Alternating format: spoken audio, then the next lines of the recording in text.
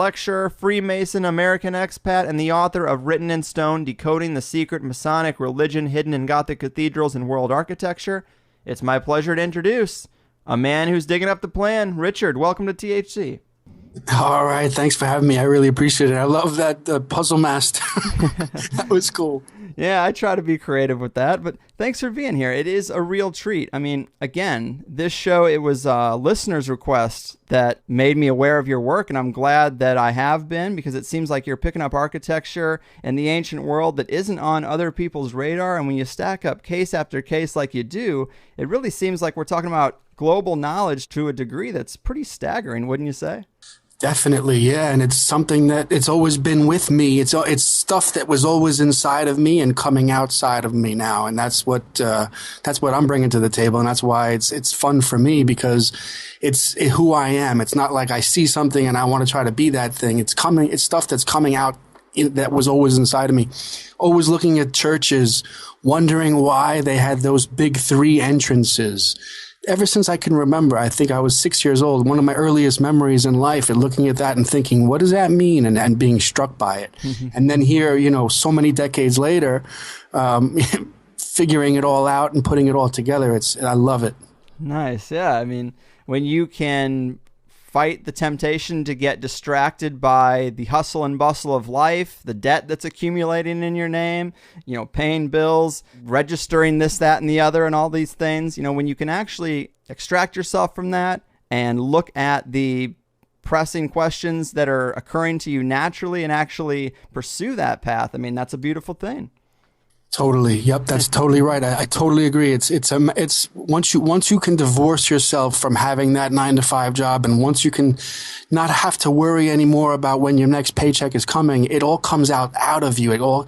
I know people have that during the day, maybe for an hour or two, and that's excellent. When it's happening all day long, all week long, all month long, and all year long, it's just like an unbelievable awakening, and you feel overwhelmed by it, and it's so empowering as well. Cheers to that, man. So tell us a little bit about this architecture and some of the aspects of it. I guess we should start with the triptych. This seems to be one of the premier things you're pointing out, and it seems to be everywhere. Tell us about this and why it's significant. Okay. The triptych is something that I've always been interested in ever since I was small. The first time I've ever seen the triptychs, if you look at Gothic cathedrals and churches, the entrance, the west facade, the entrances to these buildings all have the triptych. It's a triple doorway. The doorway in the middle is slightly larger usually than the outer 2 doors flanking it. And I've always been drawn to it, always wondered what it was. As I got older, I learned about the Holy Trinity, slightly older in my 7-8-year-old religious studies classes. They taught us about the Father, Son, and Holy Spirit. And I assumed that that's what the triptych stood for. But as I got a little bit older in my, 13, 14-year-old time, I started getting into Atlantis and UFOs and the Loch Ness Monster, all that type of stuff, and, really getting into the mysteries of it. And slightly after that, a few years after that, I started to become friends with spiritual gurus and mystics and stuff. And little by little, I started to understand that the idea of Atlantis, which is this whole concept of a lost golden age in remote prehistory, where man was much more evolved, where civilization was much higher than it was today. And then this whole concept of the gradual decline of civilization. It's a complete opposite idea than what we're taught in school. We're taught that from caveman we became space travelers. Right. From idiots we became intelligent, highly sophisticated, highly technological, and much better off than we were. And what you have in this occult tradition, in this mystical tradition, in this inner tradition is the complete opposite. The idea that a long time ago it was a golden age, and little by little the golden age sank and declined into the lower ages. We have different, if you look at history, you even see this in the Greeks and the Romans, and in Hinduism you have it. For example, the Greek poet Hesiod, he talked about the golden age declining into the silver age, then the bronze age, then the iron age, as time crept on. Mm-hmm. You have the Roman poet Ovid. He also talked about the golden age declining into the silver, then the bronze and the iron age. In Hinduism, the concept of the ages is there as well. Satya, Treta, etc., etc. I'm sure you've heard of the Kali Yuga age, which everybody says that we're in right now. And so there's other connections too. The Hopi, the Mayan, and other cultures across the world have this tradition. So it's really interesting because there's a historical reason to believe it, not just in these ancient cultures and not just in these philosophers, but also in this entire inner tradition of the occult and mysticism, and that that scholars have completely turned their back on. So I started getting into that at a very early age, and it really resonated with me. It was really something that I felt drawn to. And so, how old was I? Late teens. I started traveling a lot, going to Italy and different places in Europe. And I had started to realize that a lot of these 3-door entrances were kind of everywhere, not just in churches, but you find them also in mosques, in synagogues.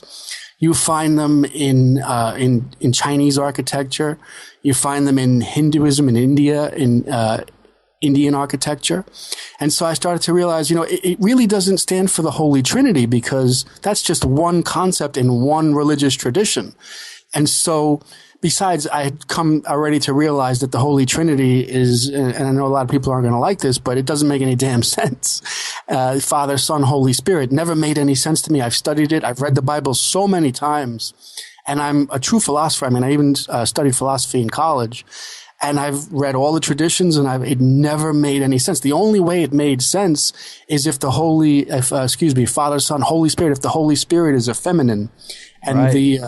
So you have the Father, which is the soul, Son and Holy Spirit, the male and the female, the two opposites. Mm-hmm. Some people actually say that the reason they use the Holy Spirit is it's a symbol for the removal of the feminine.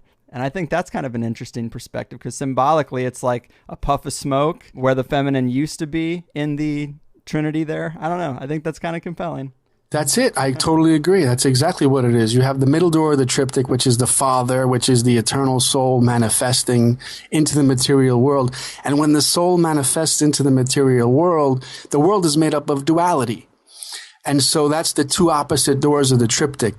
This is in every single ancient civilization. In my book, Written in Stone, I show it. I show how in each culture, the same concept of duality prevailed.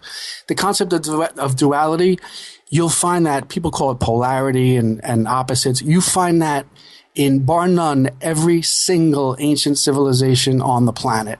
They all believed in the same. This is something that struck me as I was in college and then shortly after college.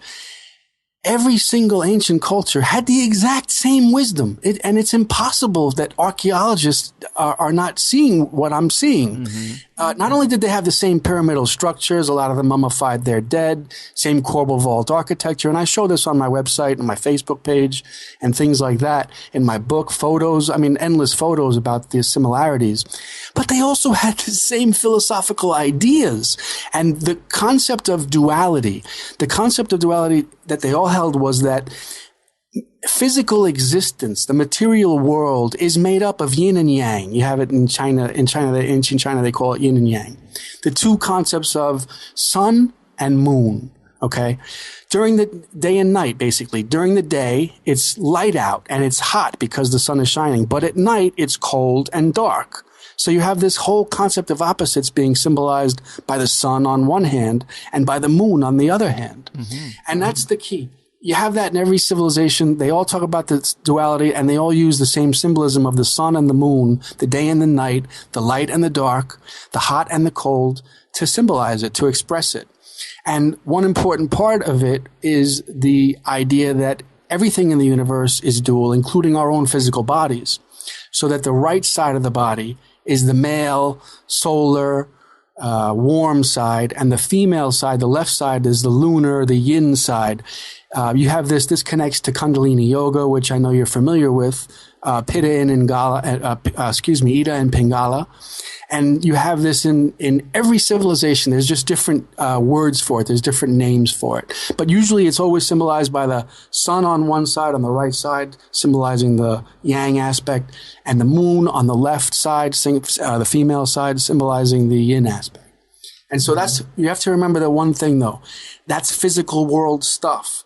And the soul is a spiritual being manifesting into the spiritual world. I mean, the material world, excuse me. So that's the middle door of the triptych. That's the eternal center. You know, when people say center yourself, find your soul within, be centered, balance between what? You know, if the concept of balance is between opposites. So that's the number 3. You have 3. The concept of the balance is the third door, the middle door, the balance point between the two outer doors, between the two opposing doorways. This is in Egypt. It's the ancient Mayans had it. In Peru, you have the Inca and all the pre-Inca cultures believed in it. And so this is what the worldwide religion, the ancient worldwide religion of the pyramid builders and the triptych temple makers, I guess you could call them. That was their religion. And I did some further research and realized that this is the inner tradition of Freemasonry. I mean, the whole concept of the triptych lives on in Freemasonry. And people talk about, Freemasons, they came to take over the world. Well, Freemasonry in the past couple of 100 years has changed. It's been changed on purpose. It went through stunning transformations. But if you look toward the earlier Freemasons, they built the Gothic cathedrals. And the Gothic cathedrals all have triptych 3-door entrances, and all the facade, all the architecture on the Gothic cathedrals explains what the triptych is, the duality, the reconciliation of opposites, the balance of the opposites, finding your soul within, who you are, the eternal you, the higher self. That's what the Gothic cathedrals are all talking about. That's what true Freemasonry is about. They knew the universal religion of all ancient civilizations. Yeah, man. Wow. Those compelling connections, and it seems to make a lot of sense. I wanted to talk a little bit about that sun and moon wisdom that you had mentioned, because I find this part fascinating. Let me read from your blog. You have a post about this, and I just think this is a great introductory paragraph for this. But you say, a powerful ancient message is being communicated to us and hidden from us by the elite. The message comes from the sun and moon in our sky. The message or code was crafted billions of years ago by someone or something far more powerful and more intelligent than ourselves. Today's scholars and scientists have failed to recognize, let alone crack, the code of the sun and moon, but ancient priests and priestesses knew it well. Sadly, 2,000 years ago, organized religions like Christianity outlawed the sun and moon's wisdom. Luckily, secret societies like the Freemasons quickly arose to safeguard it. That is a very awesome paragraph and an intriguing perspective on ancient wisdom and the sacred knowledge of mystery schools. I mean, what brings you to the conclusion, I guess, that it is a form of communication? Because the idea, if you look at the coincidences of the sun and the moon, they're all very startling. Mm-hmm. Not just the symbolism, which I talked about, but let's go over it real slowly. Sure. The sun is symbolic of the daytime, okay? And the moon is symbolic of the nighttime. Now, we have 12 hours in the day and 12 hours at night. That's exactly half each, So you have a real strong coincidence there. So during the day, as I said, the day brings light, the night brings dark. Those are opposites. The light brings hot, the dark brings cold. Again, hot and cold are opposites. Yeah. The hot brings dry, but the cold brings moist. Those are opposites. The day symbolizes life. The night symbolizes death. Life and death are opposites. We think of life as good and we think of death as evil. Those are opposites as well. So that's all symbolism. That's pretty strong stuff right there. If you really think about that, half of our lives are daytime and the other half are night. And half of our lives are ruled by one set of opposites and the other by the other set of opposites. That's just one aspect of it. Then there's more. If you look at and astronomers have always been perplexed by what they call this unbelievable coincidence. If you look at the sun and the full moon from Earth, they appear the exact same size in our sky. Mm-hmm.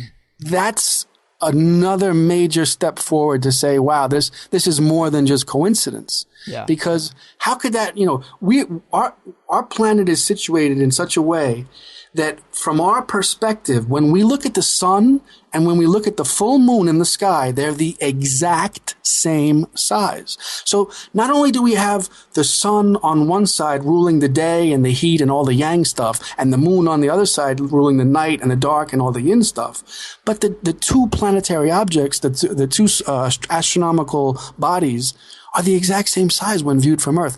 That's not just a coincidence. There's something really strange about that. If you think about it, if you hear it, it might not be. But if you really sit one night and look at the stars and think about those opposites that I just told you about, and then think about that sun and moon coincidence, there's something up with that. And that's one of the things that really struck me as being unbelievable. From a very early age, I've been considering all this. Not just me, all the ancient civilizations. If you look at the Egyptians, for example, the sun and the moon, it's very powerful stuff in ancient Egypt, in the ancient Egyptian religion.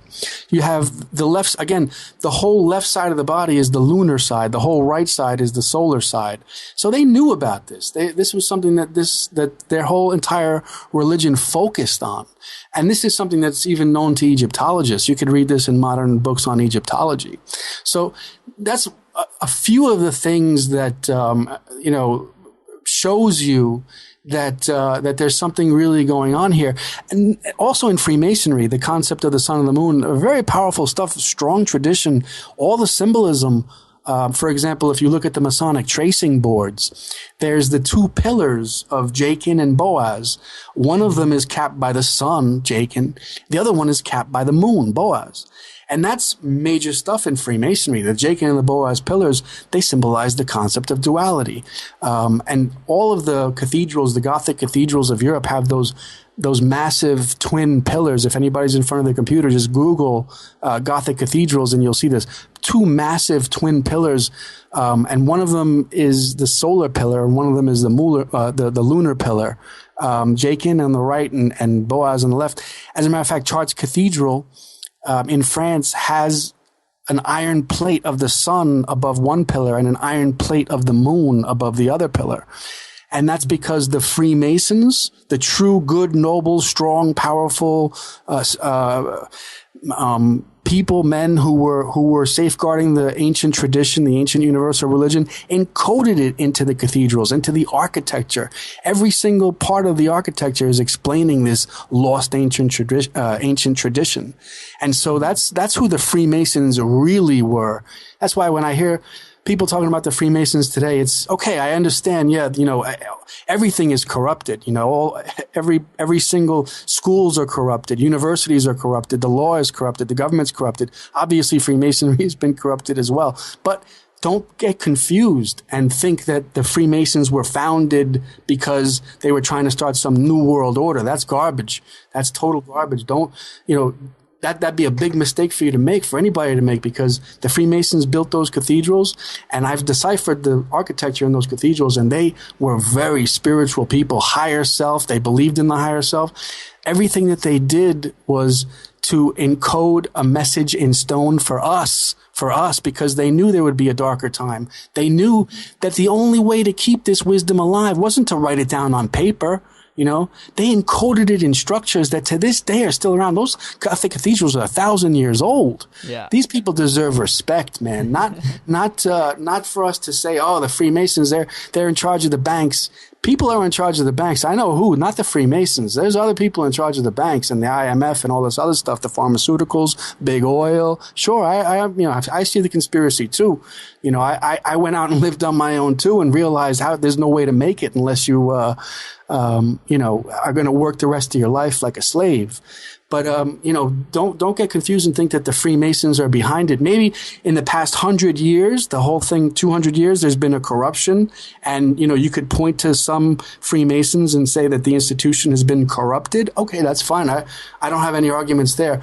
But to say that it was founded originally to be some type of instrument for the New World Order, I think you're making a big mistake. I think you're not paying attention to all this esoteric architecture, not just in the Gothic cathedrals, but in the castles and in the churches and other buildings that exist throughout the world. I'm talking too much, Greg.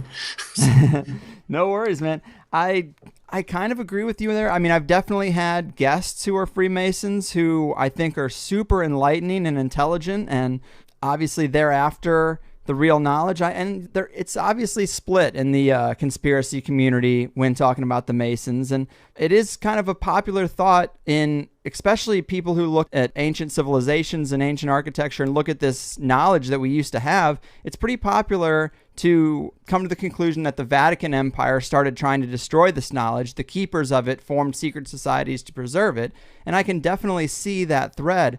But when I look at who the Masons have always been, at least to my knowledge, which is fairly ignorant, I mean, whether you're talking about titans of industry or the forefathers of America, it almost is exclusively rich white men. And sometimes I'm curious if the same people who work to destroy it in a mainstream way didn't just create the secret societies to preserve it for themselves. Yes, to preserve it, but not necessarily for humanity. I'm not sure. But you also mentioned the removal of the feminine, and Freemasonry definitely doesn't treat women all that well.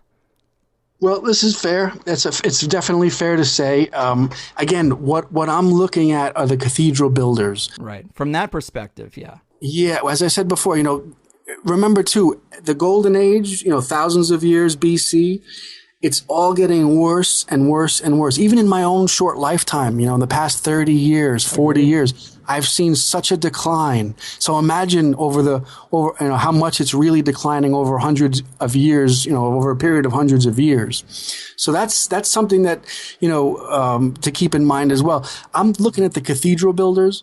I'm looking at most of the castles that also retain a lot of the esoteric wisdom. And so that's from my point of view what the true Freemasons were.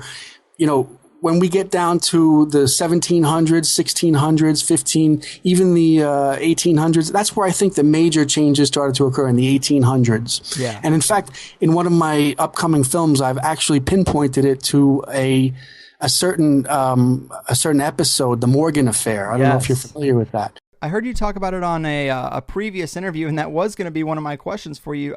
Tell us a little bit about this, because this does back up the idea that there was a shakeup in Freemasonry, and this seems to be a catalyst for it.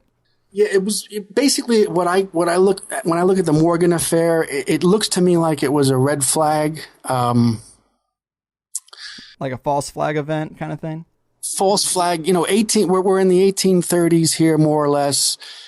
It's tough for me to recall all the details because that's not the way my mind works. I try not to remember too much stuff because I don't want to keep too much stuff in my mind at one time. I did write down some notes. I guess it was in the 1830s. Sometimes someone was going to reveal the secrets. I guess this guy Morgan. William Morgan was going to reveal. This is according to historians. William Morgan was going to reveal the secrets of Freemasonry. Okay. So then you have supposedly the Masons warned him not to do it. He didn't listen. He disappeared, and they blamed the Masons. They said, "Oh, well, the Masons must have killed him." And so they were brought to trial. They were exonerated of this supposed crime because the body was never found. And then, according to historians, everybody got upset because it appeared that the judge was a Freemason and all the people at the trial were Freemasons, and they let each other go.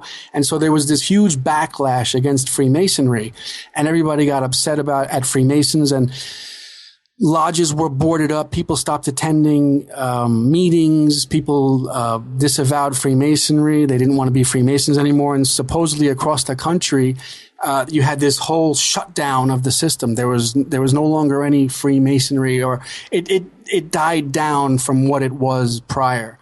And then this happened for about 20 years or 30 years. And it went through a kind of change. And this is interesting because it did go through a kind of change. And there was there was a drop off in the membership of Freemasonry. And then when it reemerged, I think it was in the 50s or the 60s, 1850s, 1860s, it was a completely different order. And that's something that's visible because all of a sudden from what appeared to be a more mystical and loosely organized origin, it turned into a much more highly controlled and a much more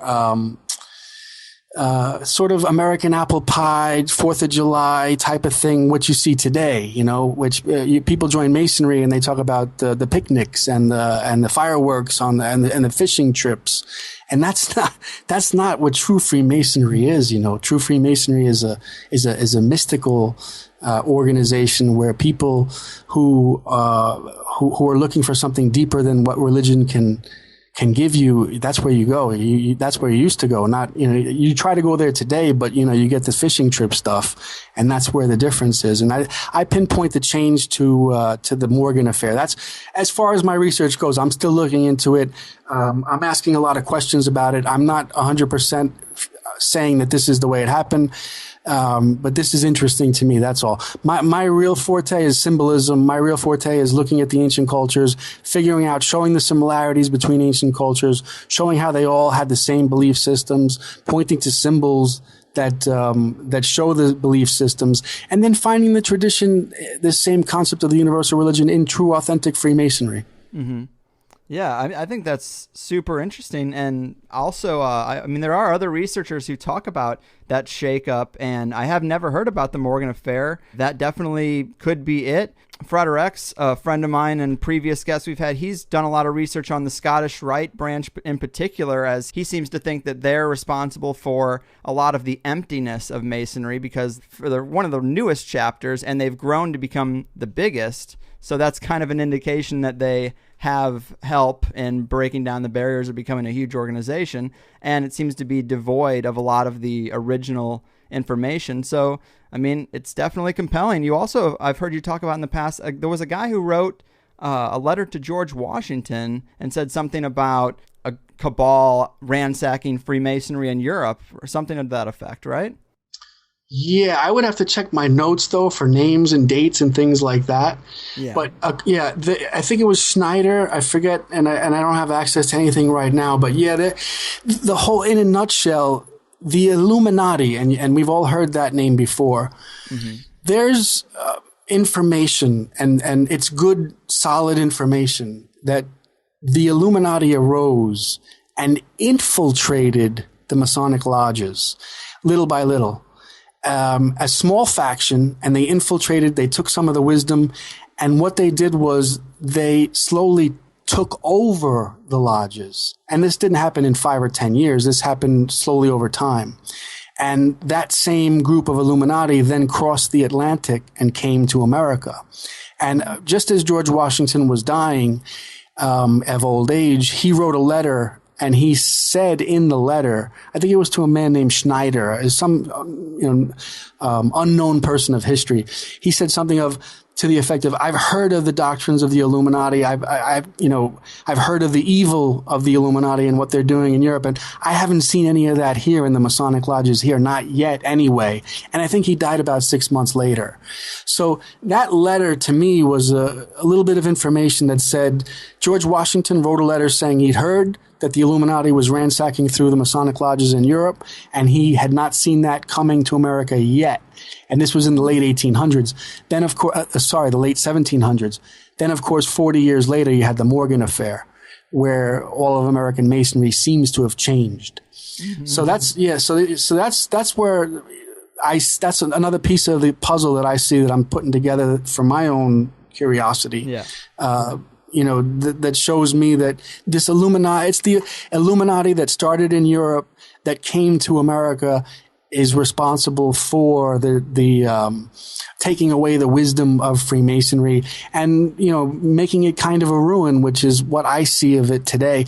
I don't study a lot of Freemasonry today because I'm just not interested. To me, it's a jumbled mess, and I don't, I'm more interested in the symbols of the Masonic tracing boards, which some of them come from the 1700s and the early 1800s, because those are more authentic. The aprons, the old fashioned aprons, symbolism on chairs, symbolism on swords, because that stuff is authentic. Because, you could change the doctrines. You can change what people are talking about. That's what they did. They jumbled up the ceremony and they changed it all around.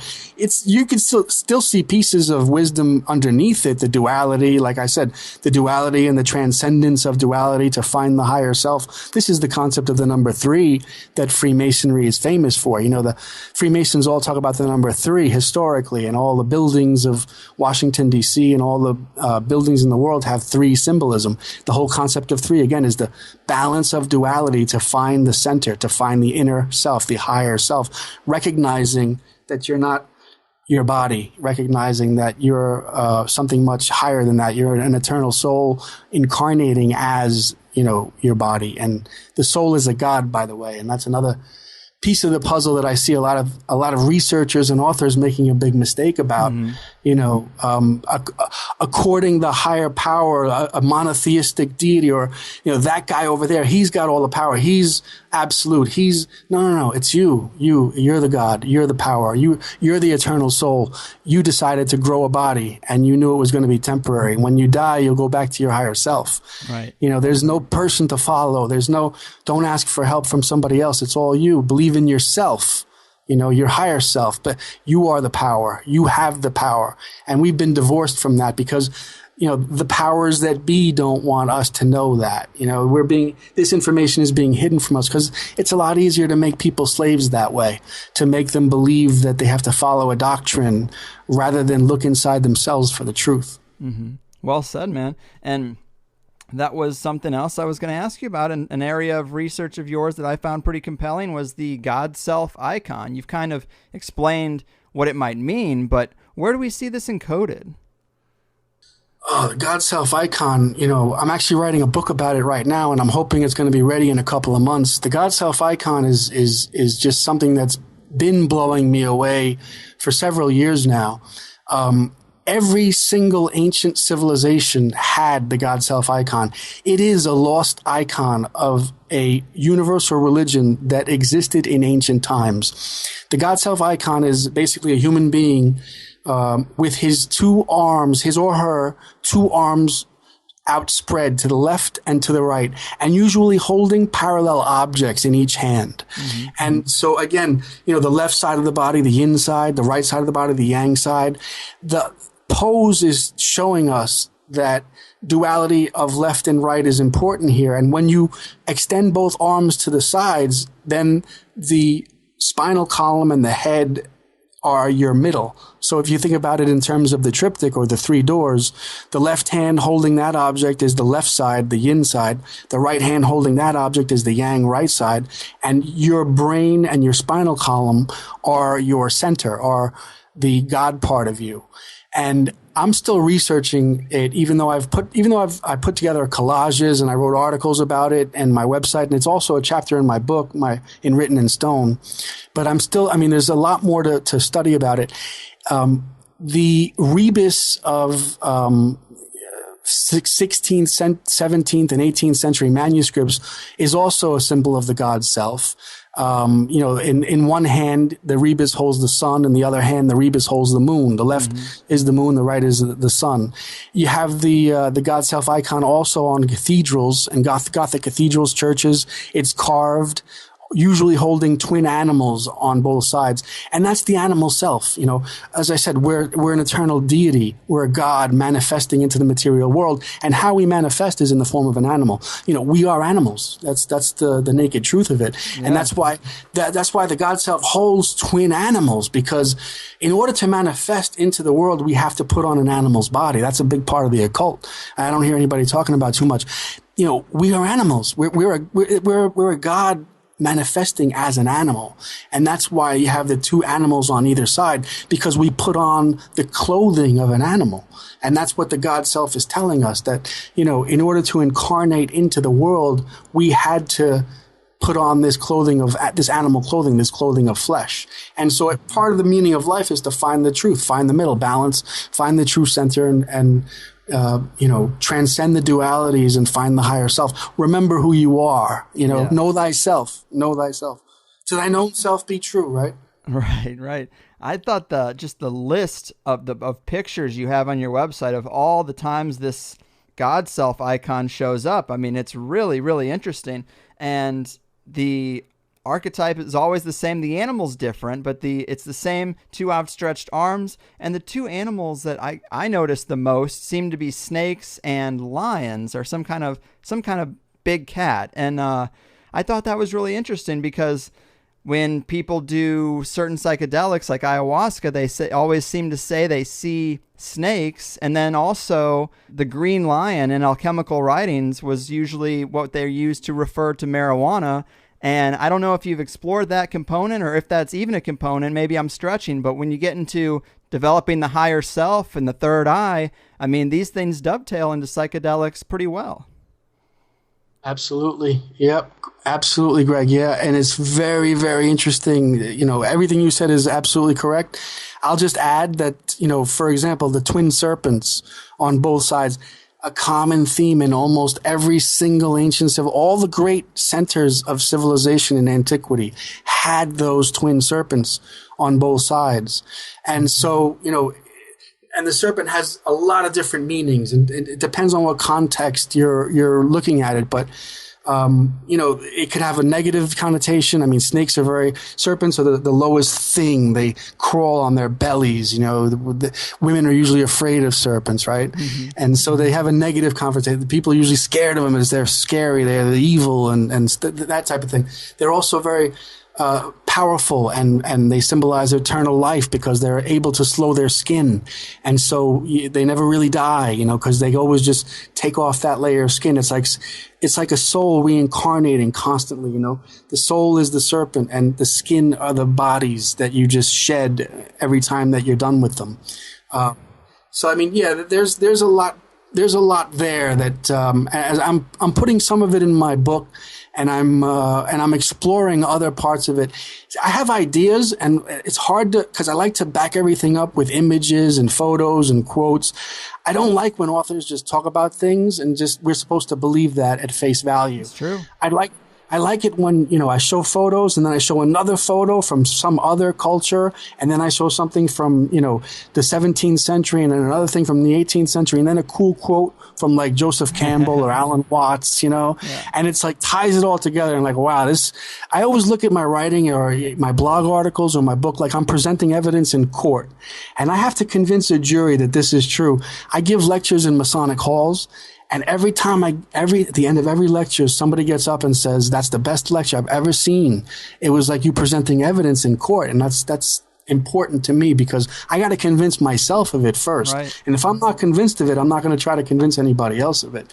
Well said, man. And I do think that the serpent symbolism, you're right, it is so pervasive everywhere. And I think you make a compelling case about the secrets going into secret societies, but once they were up above the surface, and it seems like the Vatican and some of the huge dynasty religions wanted to snuff that information out, and maybe the Vatican went after the religions and the Illuminati went after the secret societies, and together their goal was to weed it out. But I also find it compelling that one of the biggest stories in the Bible, Adam and Eve and the serpent, I mean, if we take the idea that the Vatican was responsible for removing a lot of this knowledge, I mean, you can look at that story right there, and they're basically, the whole point of the story is stay away from the tree of knowledge. I mean, how funny is that it's one of the primary stories in the Catholic Bible, and they're telling you right there what they want to do, separate man from knowledge. But it's not them, it's God that wants that, It's kind of funny. Yeah, there was a point in my life where I just stopped everything with Judaism, Christianity, and Islam. And it was a very early time, thank goodness, where I just cut it. I just said, I'm not getting anything out of the Bible. I've read it so many times. I'm just not getting anything out of it. And, Judaism, it all stems from Judaism. And I don't really see that as being a highly spiritual religion. And a lot of people look at, there's this esoteric, but why should I bother going through all the esoteric cutting through all the exoteric to try to find the esoteric when I can just easily go to Hinduism, Buddhism, and Taoism in the East and find it right there on the surface. Yeah. So it's interesting, yes, to go through the Bible and try to figure out what they're saying. Yeah, I guess that, I did that for a little while. I got bored of it because I would just rather read the brilliant and powerful writings of the East and just get it right there. And it's right there on the surface. There's no digging. There's no, there's no trying to have to figure out what the secret meaning is. That's why I put those books. I put the Bible down. I put the Quran down. I've read the Quran too several times, and I actually liked it better than the Bible. But the Mosaic religions, the monotheistic religions, Judaism, Christianity, Islam, for me, they have nothing to offer. For me. Yeah, I think they're for the birds. So to look at this architecture, how can we explain cultures on every major continent and all these different areas across the globe having the same architecture when they aren't supposed to have been communicating? How could they communicate without modern technology? Can we solve that mystery? Yeah, that's first off, the writing, the similarities that I show, my main goal is to show that all of these cultures shared the same wisdom. Mm-hmm. Okay. To me, that's the most important thing. They all shared the same religion, the same universe. I call it a universal religion. It's perennial wisdom fits, sacred science fits, whatever it is. It was a very powerful teaching, esoteric tradition, whatever, to find the higher self between the duality. That's the key right there. You're an eternal being manifesting in the material world. That's it. Okay. The second part is just your question right there. How the hell did all these cultures have the same? That's the next part. Okay.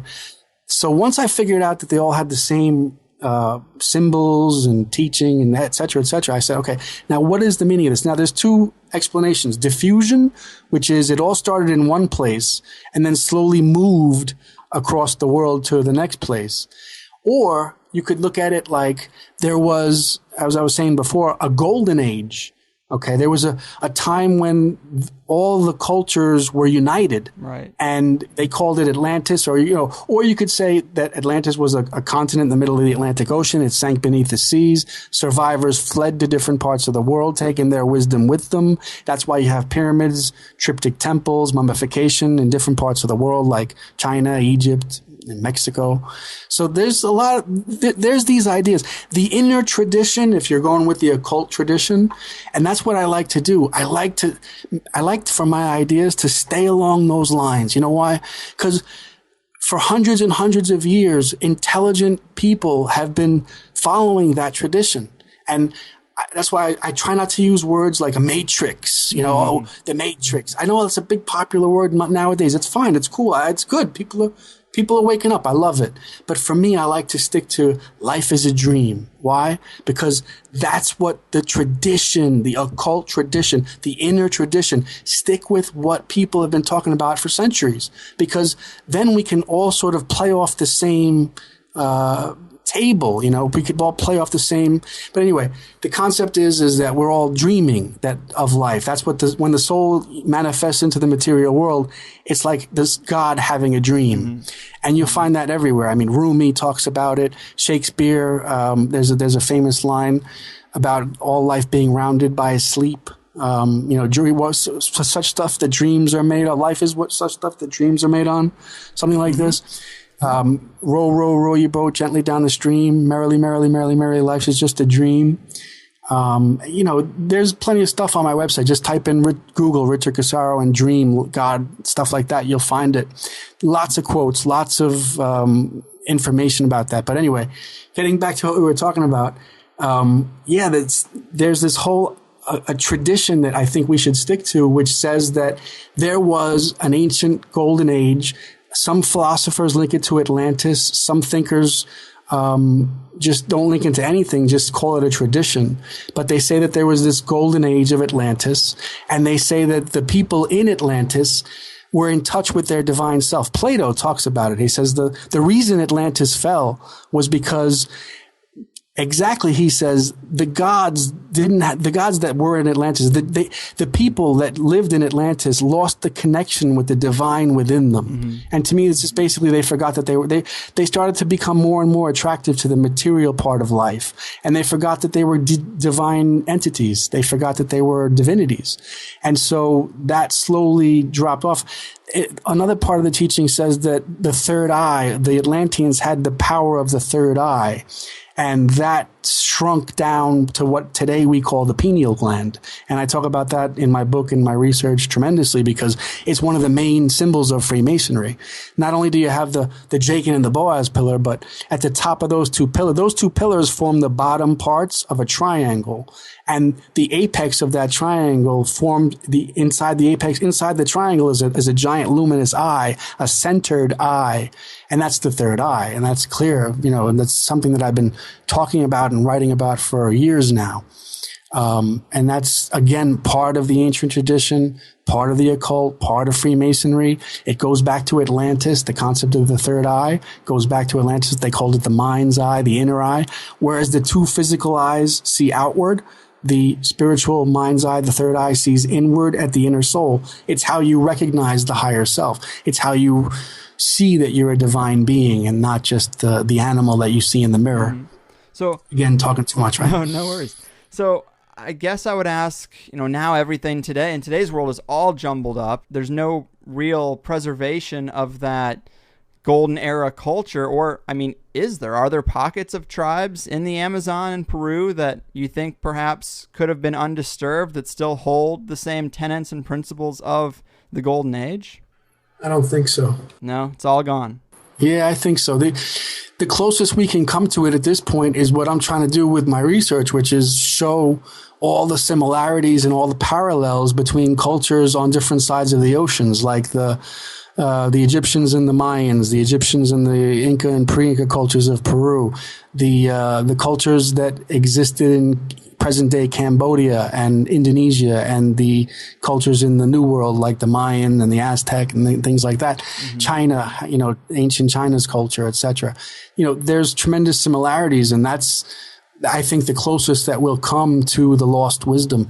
And again, everything's corrupt these days, including the universities. The universities, right. The way they set this up, there's not a professor there who's hiding anything. He just wants to keep his job, He wants to keep his job. He's not really interested in teaching something that is not part of the curriculum, Right. I learned when I wanted to become an Egyptologist when I was in my early 20s. And I talked about Atlantis, and they said, no. We don't talk about Atlantis here, son. And so that's what I sort of said to myself, well, I'm going to go out and find evidence of Atlantis, and I'm going to show you guys that, it existed, or that all the civilizations of old had the same wisdom tradition. And where did it come from? It must have come from an Atlantis type culture or a higher golden age civilization.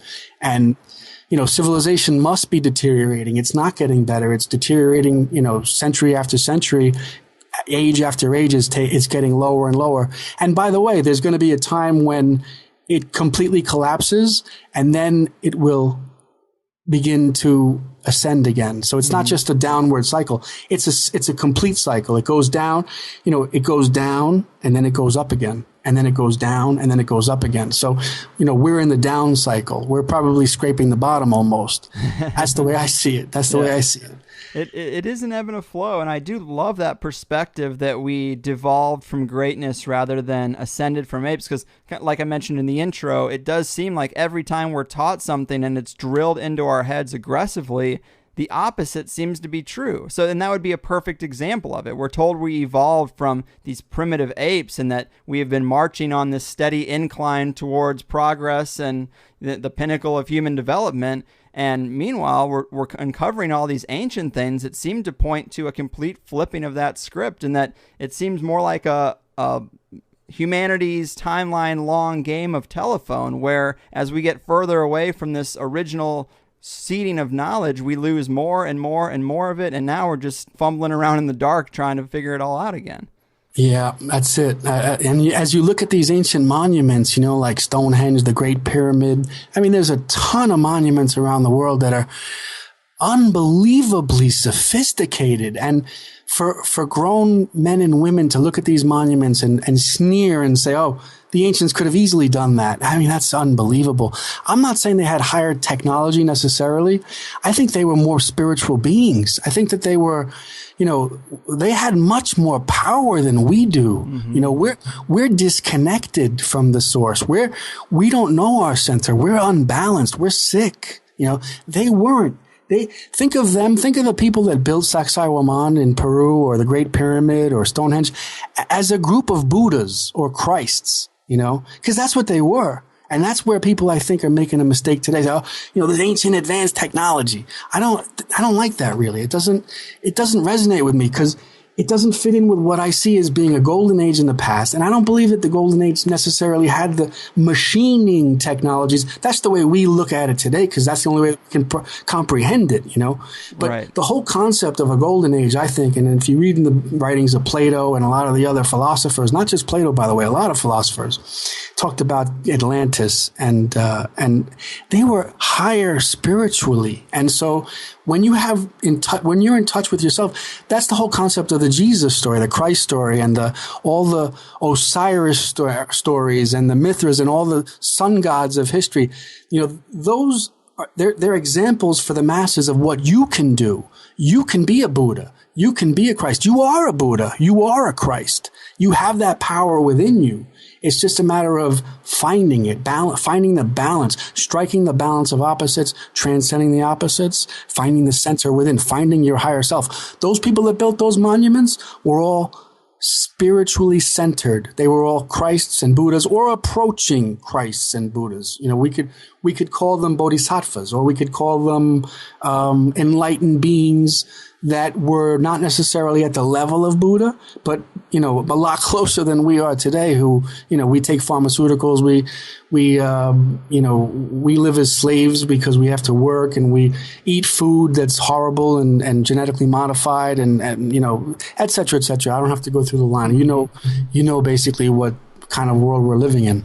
Right. But I mean, that is super interesting. And it could be that the drive to advanced technology is to fill the hole left by removing this component of natural knowledge, because I guess it didn't seem like so pressing to them when they were whole beings. When they went through the inner journey, they didn't have this need to tinker too much on the outside, although they did have some building technology, of course, because we look at the structures and we're just like in amazement of how they did that.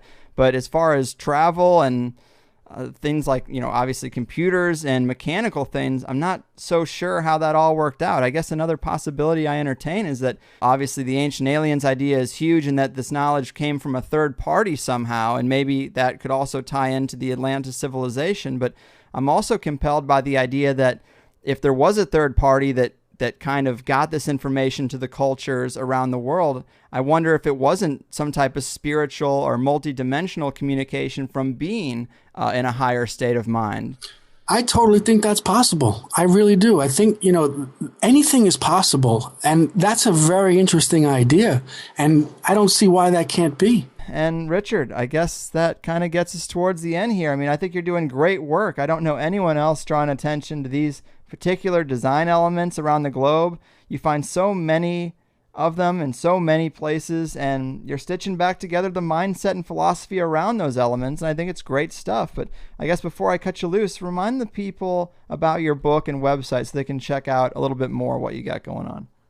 Thanks a lot, Greg. That was, I know that came from your heart, and I really want to tell you something from my heart too, that what you're doing is just as important, if not more important. You're trying to get people to wake up also. You're trying to bring new bits of information from new authors and writers and stuff like that, and you're allowing people like me a platform to speak and talk about what they think. I think that's tremendously important. It's hard. It must be hard what you're doing.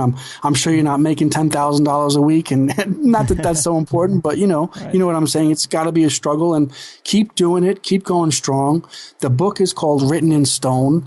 You can get it at my website, richardcassaro.com or deepertruth.com.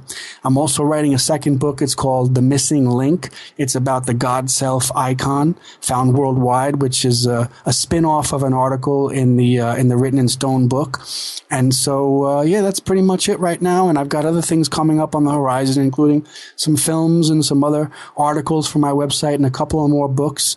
And so I'll keep you posted. And Greg, I really thank you very much for having me on. And I really mean that. I had a great conversation with you. I think you're a wonderful guy. Oh, thanks, man. I do appreciate the kind words, and I agree. I had a great time, too. Keep doing what you do. Take care of yourself out there, and maybe I'll see you in Spain sometime. All right, Craig. You got a standing invitation, okay? Oh, wow. Thanks. All right. All right, man. Take care. All right. Take care, Greg. There we go, people, brushing the dust off several aspects of our buried history, and I couldn't help but note the similarities between the triptych, or the triarch, and the tritone. I think these are two sides to a related coin. But I guess I've been so into the ancient wisdom lately because of this Armenia tour. But also, Richard Merrick. Thought that show was great. And by the way, please share the show if you can while I'm out of town and I can't do it myself. I really don't ask for that very much because usually I just post it a few places and let the chips fall where they may. But it would be helpful while I'm gone to kind of spread the word, if you'd be so kind. I'm really starting to settle in on my thoughts about the past and how these pieces fit over the last couple of shows. I hope you are too. And today, Richard's work is a big component of those thoughts for me. I really loved the first hour, and in the Plus show, we talked about the current state of things, the soul-crushing 9 to 5, the lack of internal reflection and journeying, and how it's screwed so many of us up today. Also how, in Richard's words, Hollywood sets the tone for this life, and the role of professional sports is to eat the clock. I think that's such a good way of putting it. Take the people away from enlightenment, and then it's a race to see if they can rediscover it before they die. But who has time for psychonautic introspection when the game's on? I get it. We talk about the struggle to trust yourself and live the dream, the traps that have been set for us that we can get caught up in, the tentacles of the conspiracy squid that bother Richard most, and positive solutions to work towards wiggling free from their clutches, Richard's journey expatriating to Spain, all kinds of good stuff. So there will be a bit of delay between this and the next episode. I am still on the tour. Who knows how I'll return, in what state, but hopefully I'll be ready to get back to it and churn out some more good shows. 3 left in the month of August. I have them booked when I get back, as long as there's no